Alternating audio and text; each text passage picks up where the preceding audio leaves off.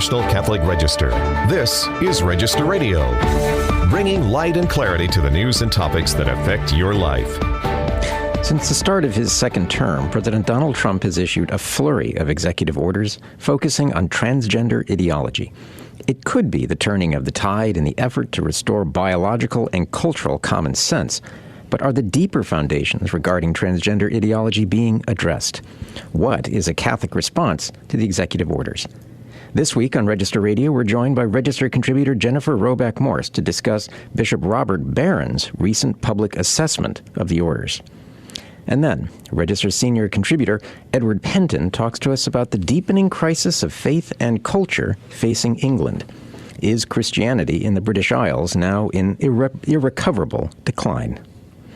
Hello, I'm Matthew Bunson, host of Register Radio and EWTN News' Vice President and Editorial Director. I'm joined in studio here in Washington, D.C., as always, by Shannon Mullen, Editor-in-Chief of the National Catholic Register. Ed, how are you?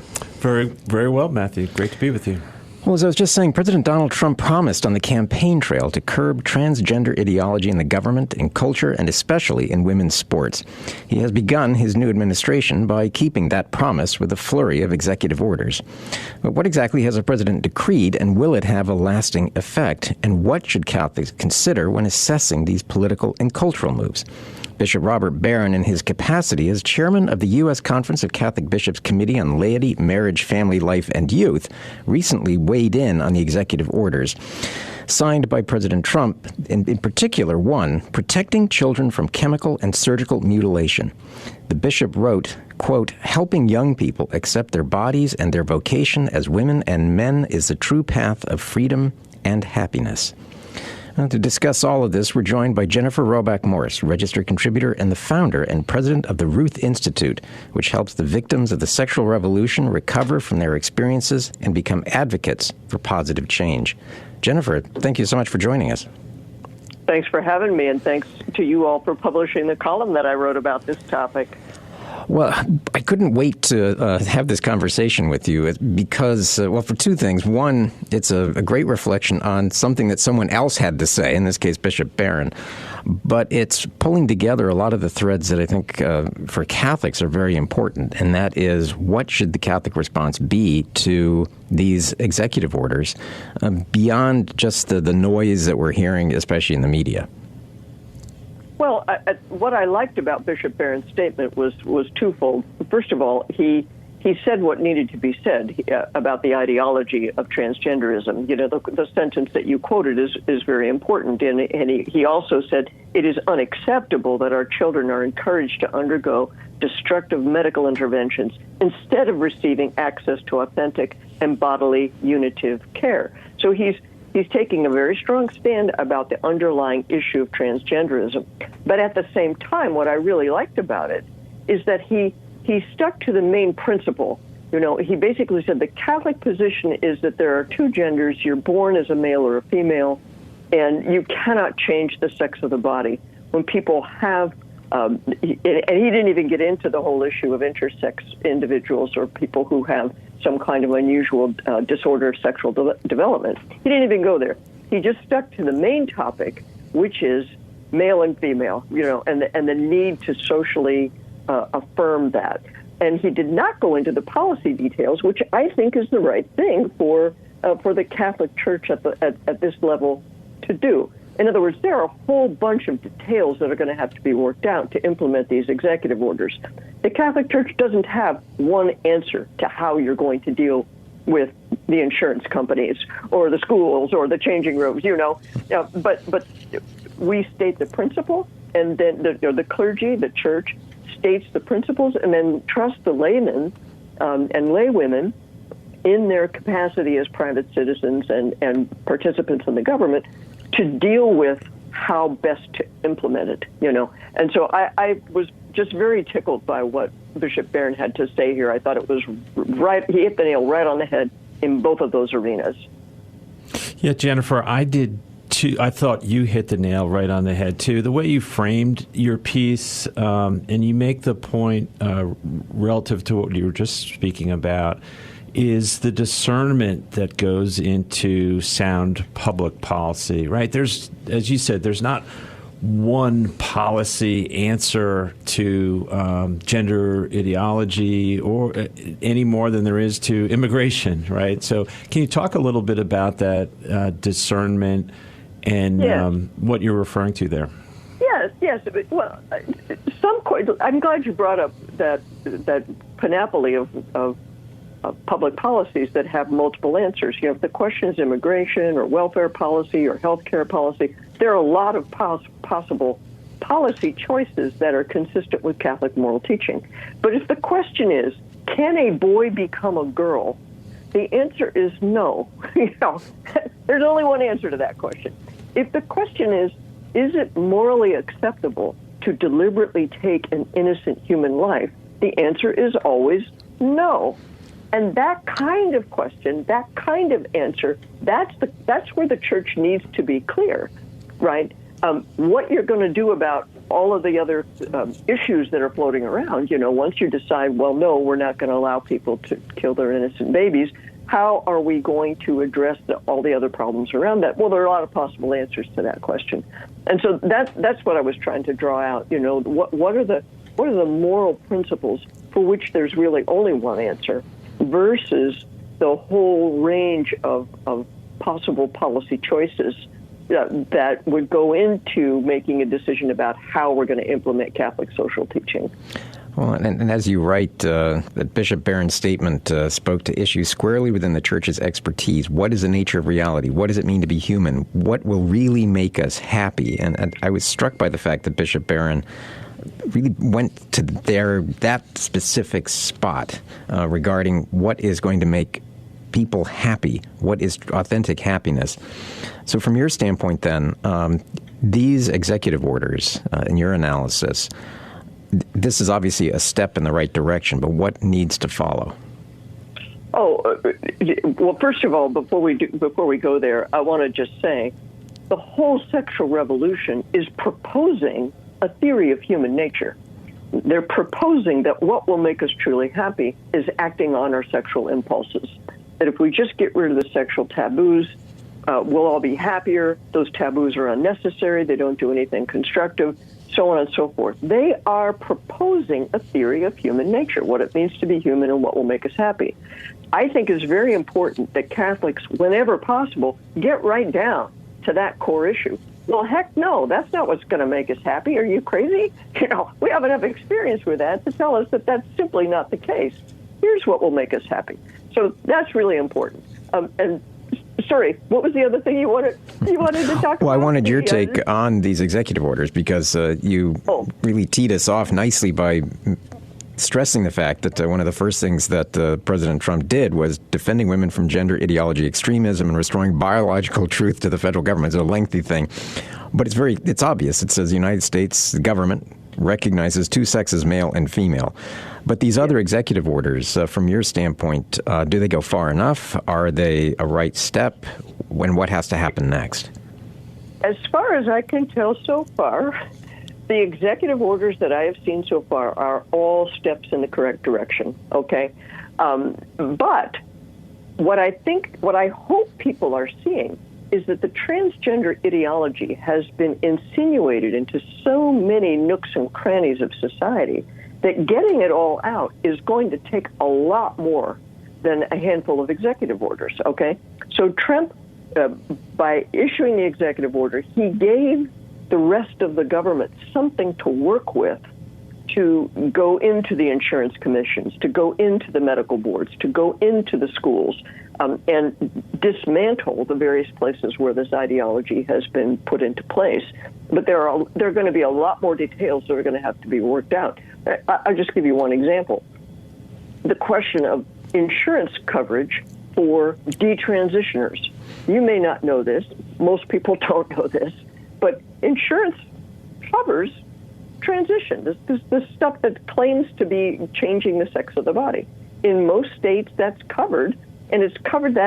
Coverage has come in sometimes through legislation, sometimes it's come in through rulings by insurance boards, okay? But whether a person like Chloe Cole, who has a whole realm of medical problems associated with the transition itself, and who wishes to get her body back in some way, right, to try to correct some of what was done to her, that's not covered. Well, that's outrageous that it's not covered. But how you're going to make sure that it's covered depends on what has already taken place in each particular state.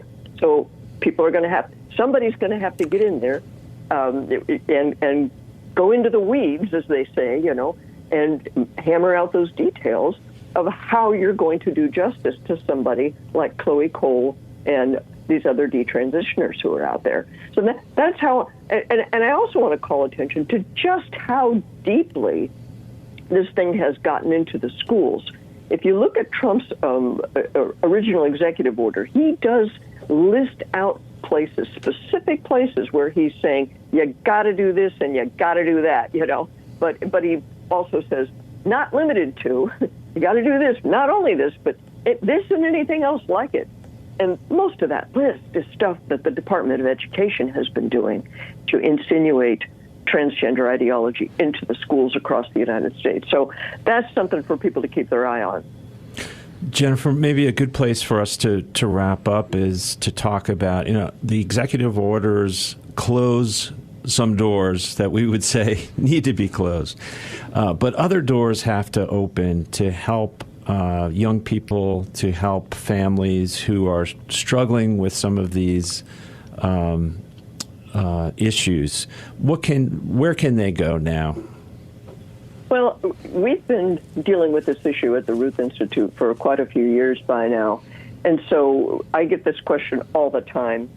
And so we finally compiled everything together in one place at our website. It's called ruthinstitute.org.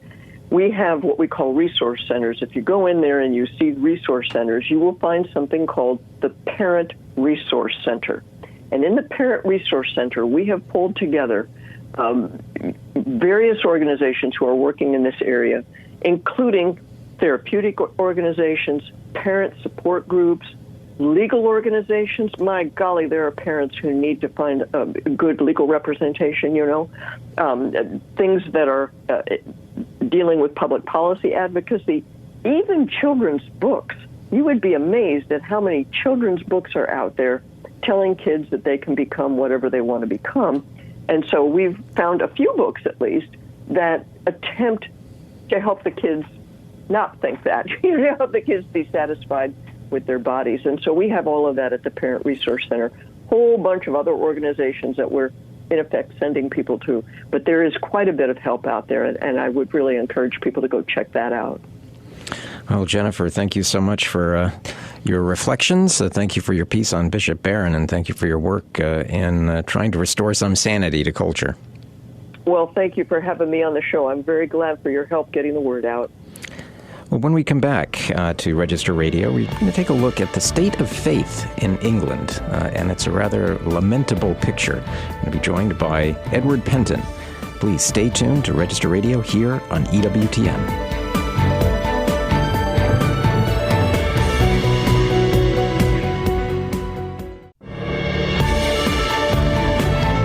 Let's return to Register Radio on EWTN. And welcome back. I'm Matthew Bunson here in the D.C. studios with Shannon Mullen, Editor-in-Chief of the National Catholic Register. As our next guest has just written in a very important analysis piece for the National Catholic Register, each week news stories from the United Kingdom seem to emerge of public disorder and violent crime, a pervading culture of death seen most recently in proposed assisted suicide legislation or bans on praying outside abortion facilities, rising rates of divorce and cohabitation, totalitarian forms of government, an epidemic of mental illness, a loss of faith in the country's institutions, and an economy in decline. Combined with the collapse of Christianity and mounting woke secularism, it's a pretty grim picture indeed. And we're joined now by the writer of that important analysis, Register Senior Contributor Edward Pentin. Edward, welcome back. Thank you, Matthew. Good to be with you as always. Well, I'd love to have a really happy topic to discuss, but clearly, as you have just laid out in almost relentless fashion, something is happening in the United Kingdom, but it's also somewhat emblematic of the West, isn't it? Yes, it is. It's I don't know whether it's because Britain was the first it was the beginning of the Industrial Revolution there, that it's sort of bearing the brunt, it seems, in many ways of this. But it does seem to be very visible, this sort of decline, certainly spiritually and morally, as I put in the piece, which is sort of linked to the rest of the decline. I think that's what the many observers that I talked to for this piece would agree with, that the two seem to be linked. Well, your piece is England's Decline as Our Lady's Dowry Wanes. Is the Catholic faith set for a revival? And you can find it at ncregister.com. Two very interesting points made in that one headline. We're talking about England's very clear decline, but is the Catholic faith set for a revival? But before we get to that possible revival, talk about the state of Catholicism in the British Isles.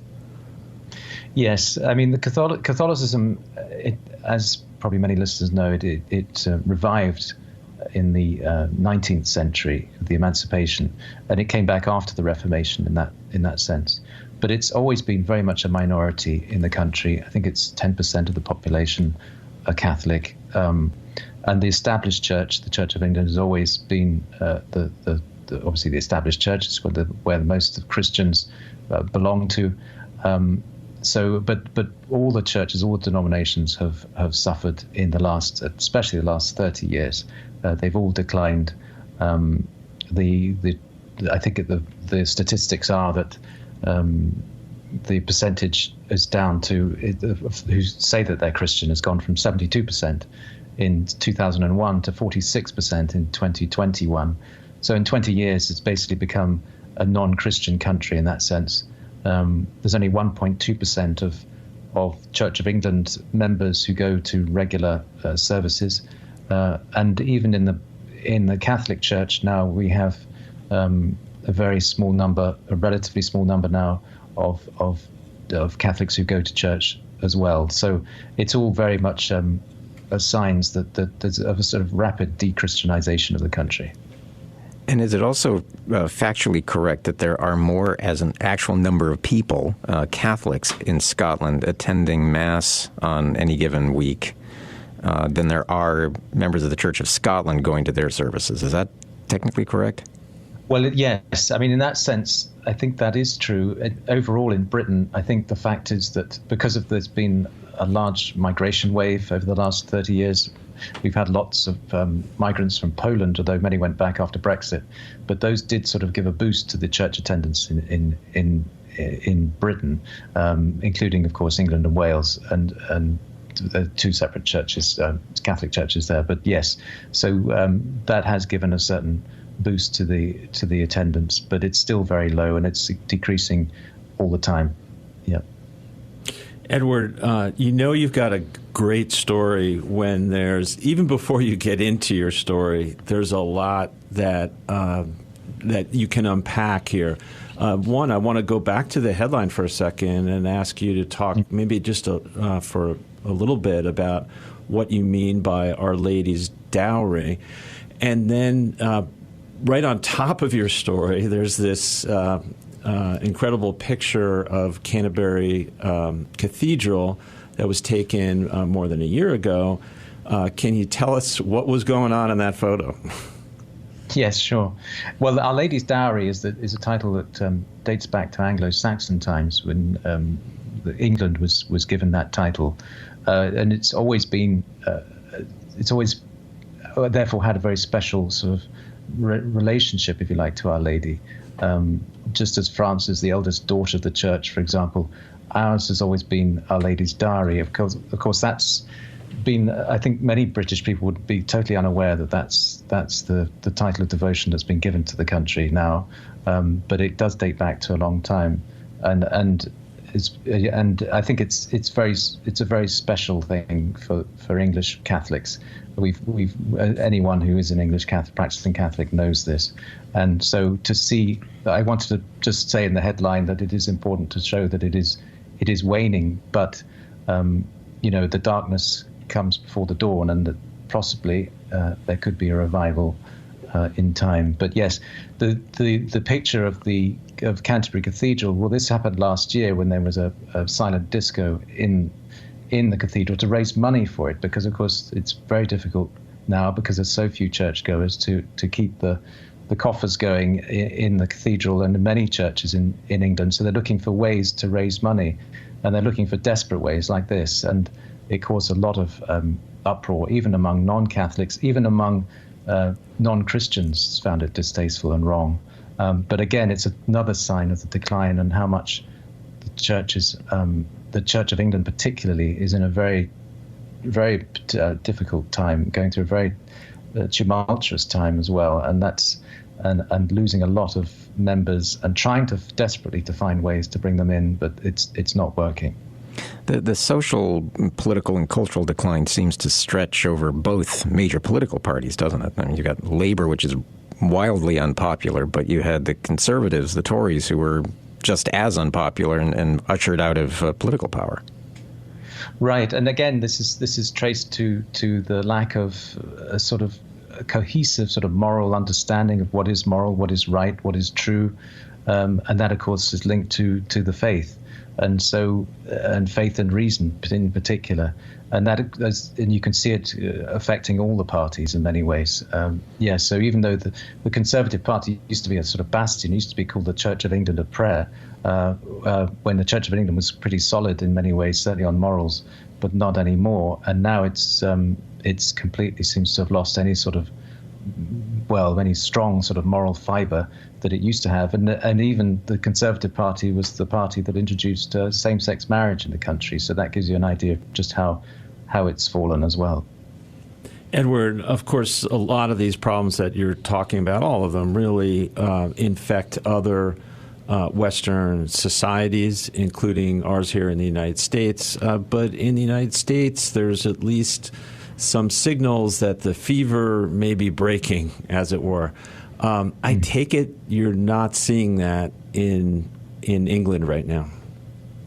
That's true, Shannon. I mean, yes, it's interesting, though, seeing how many people here who were very dismissive of President Trump before, thought he was, not really up to sort of leading the country, are changing their mind now because they're seeing that he's actually taking on this agenda, this woke agenda, and this decline in morals, surprisingly for many people, and they're seeing that as a great hopeful sign. But you're right, in Britain, there doesn't seem to be an equivalent force. There is the Reform Party, but people do think that certainly Catholics that I've spoken to and other observers believe that that's not going to be very long-lasting if there's no real faith behind it. There's no Christian faith behind it, especially the Catholic faith, and they don't seem to have that. So even though there are certain signs of a sort of change bubbling up in the political sense, whether that's going to be long-lasting seems pretty doubtful at the moment.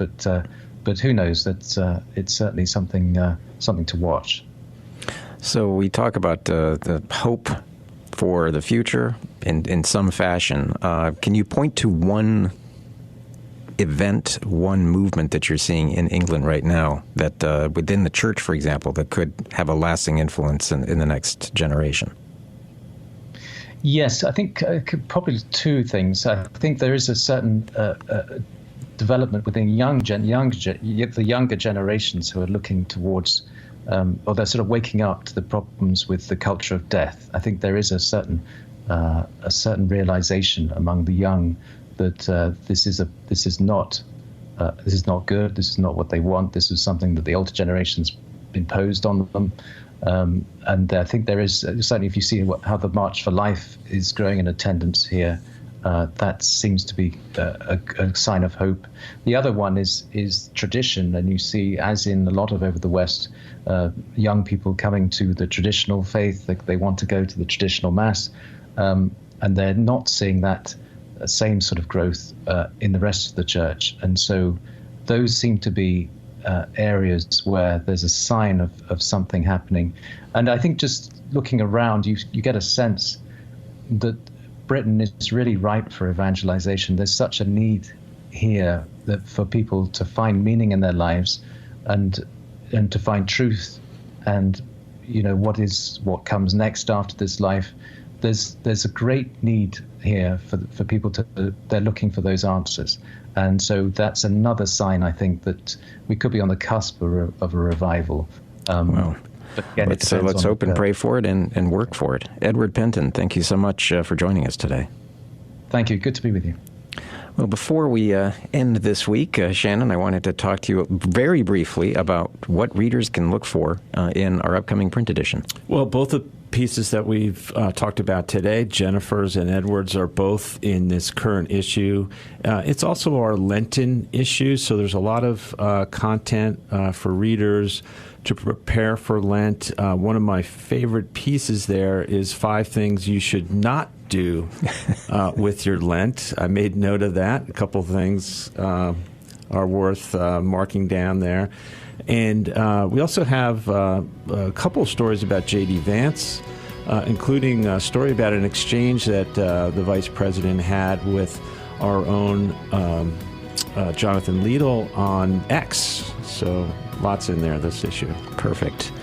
Well, thank you so much. I look forward to next week. But in the meantime, again, you can find a host of information for more news, analysis, and commentary. Go to ncregister.com.